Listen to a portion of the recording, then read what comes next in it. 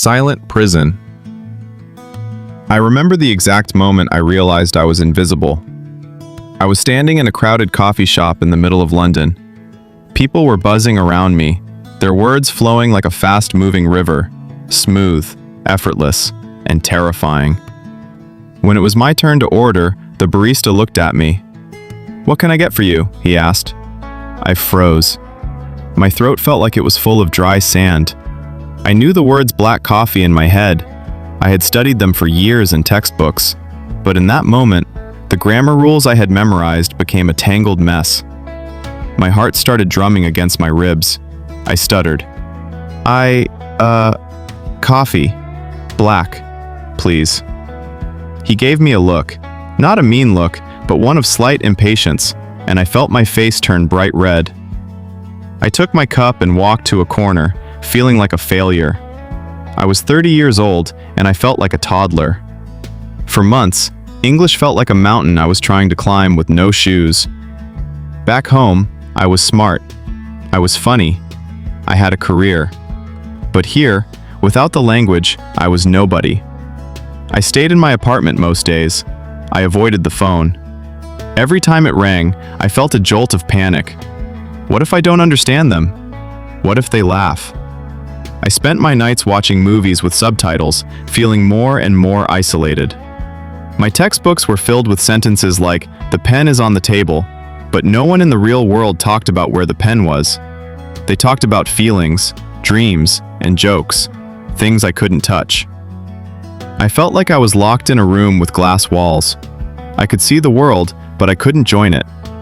One night, feeling particularly defeated after failing to explain a simple problem to my landlord, I sat in the dark with my laptop. I saw a headline about something called ChatGPT. People said it could write code, solve math, and talk. I opened the page. The cursor was blinking. It was just a white screen, waiting for me. No one was watching. No one was judging. My fingers hovered over the keys. "Hello?" I typed. The response came back instantly. "Hello, how can I help you today?" My breath caught. It was just a machine, but for the first time in months, someone had answered me without a look of confusion. I stared at the screen, my heart racing. Was this just another toy, or was it the key to the door I had been trying to break down? The first few days with ChatGPT felt like a secret. I didn't tell anyone. It felt too strange, talking to a computer to learn how to talk to humans. But for the first time, the silent prison had a window. "I want to practice English," I typed, my hands shaking slightly. "But I am bad at it." The AI replied, "That's perfectly okay. Everyone starts somewhere. What would you like to talk about? We can go as slow as you need." That word, slow, was a gift. In the real world, English was a high-speed train. With the AI, I could stop the train whenever I wanted. I started small. We talked about my day. I would type a sentence, realize I missed a verb, and fix it. I didn't feel the heat of a blush on my cheeks because the computer didn't care. I started asking it questions I was too embarrassed to ask a human. Why do we say on the bus but in the car? What does break a leg mean? One afternoon, I decided to try something bolder. "Can we pretend you are a waiter and I am ordering food?" We did it. For 30 minutes, I practiced ordering the most complicated meal I could imagine. I made mistakes. I said, "I want eat," instead of "I would like to eat." Instead of an impatient sigh, the AI gently showed me the better way to say it. I began a routine. Every morning at 6 a.m., I would have my coffee and open the chat. It became my English gym. I told the AI about my childhood, my fears, and my dreams. I noticed that I was starting to remember words without looking them up. The sand in my throat was starting to wash away. But one morning, I tried to use a phrase I had learned in the real world. I went to the grocery store and tried to make a joke with the cashier. She just blinked at me, confused.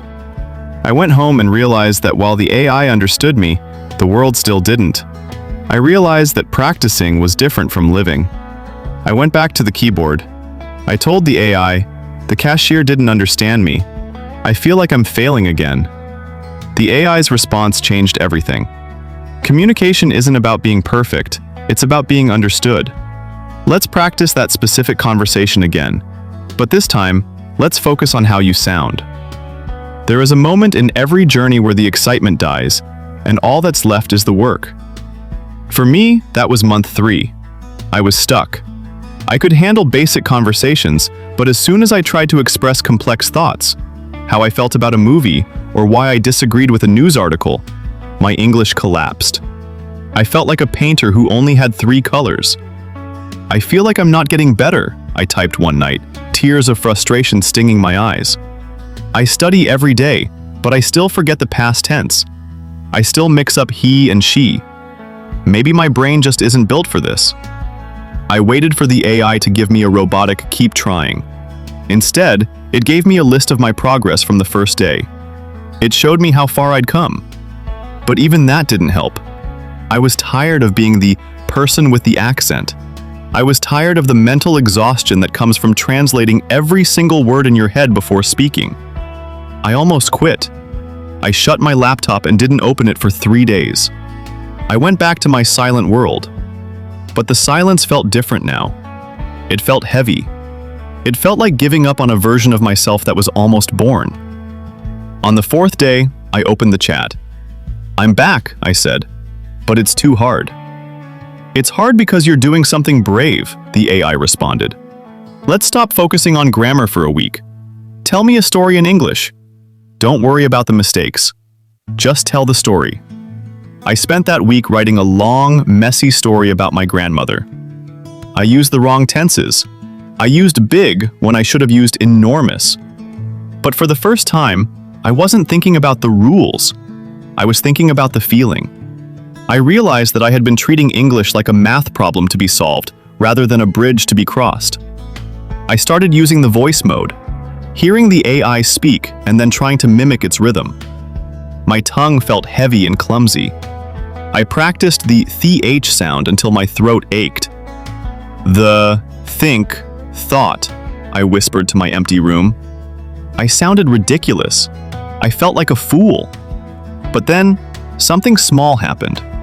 I was watching a show, and for 10 minutes, I forgot to look at the subtitles. I just understood.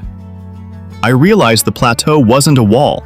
It was just a long, flat road you have to walk before you see the next mountain. It happened on a Tuesday. I was walking through the park when a tourist stopped me. "Excuse me, do you know where the gallery is?" Usually, my brain would go into panic mode. Translate, find verb, check tense, speak. But this time, something short-circuited in the best way possible. "Yeah, just go straight, turn left at the big tree, and you'll see it right behind the fountain," I said. The words just fell out of my mouth. I didn't think. I didn't translate. I just spoke. The tourist smiled, thanked me, and walked away. I stood there, frozen, with a huge grin on my face. I had done it. I had been a helper instead of the helped. I rushed home to tell my digital mentor. I did it! I spoke without thinking. The AI's response felt almost, "That's the flow state." Your brain is starting to map English directly to your thoughts. From there, the growth was explosive. I started using ChatGPT to simulate job interviews. We spent hours going back and forth. It would ask me tough questions, and I would refine my answers. I learned how to sound professional, how to use softeners like "I believe" or "perhaps," and how to show personality. My social life began to change. I joined a book club. I was terrified at the first meeting, but I realized something. No one cared if I made a grammar mistake. They cared about what I thought of the book. My accent, which I used to hate, became my flavor. It was proof that I knew more than one world. One night, I realized I had a dream in English. I woke up crying because in the dream, I was laughing with friends and the language was as natural as breathing.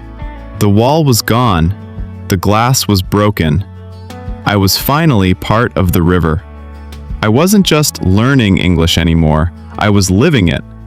I started helping other people in my building who were struggling with their English. I became the bridge for them. A year ago, I was a ghost in my own life. Today, I am standing on a stage. I had applied for a role as a project coordinator, a job that required constant communication. During the final interview, I didn't hide my journey. I told them how I used AI to build my confidence. I told them that my English wasn't perfect, but my ability to learn was limitless. I got the job. Standing in front of my new team today, giving my first presentation, I felt a wave of gratitude so strong it nearly took my breath away. I looked at the faces in the room. They weren't looking at a foreigner, they were looking at a leader. After the meeting, a young man from the mailroom approached me. He was shy, clutching a notebook. He whispered in our native language, "How did you do it? I'm so scared to speak."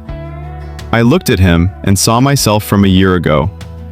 I took his hand, opened my phone, and showed him the chat history. The thousands of lines of mistakes, the "I want eat" sentences, the moments of despair.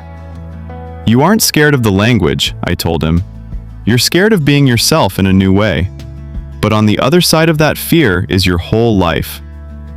Learning English with ChatGPT gave me more than just vocabulary. It gave me a judgment-free mirror. It allowed me to fail 1,000 times in private so I could succeed once in public. It turned a cold machine into a warm light that led me out of the dark. If you are watching this, and you feel like you are trapped behind that glass wall, listen to me. You are not bad at English. You are just in the middle of your story. The mistakes you make today are the foundations of the person you will become tomorrow. Don't wait for perfect. Start. Talk to the AI. Talk to the mirror. Talk to the world. Your voice is waiting to be heard.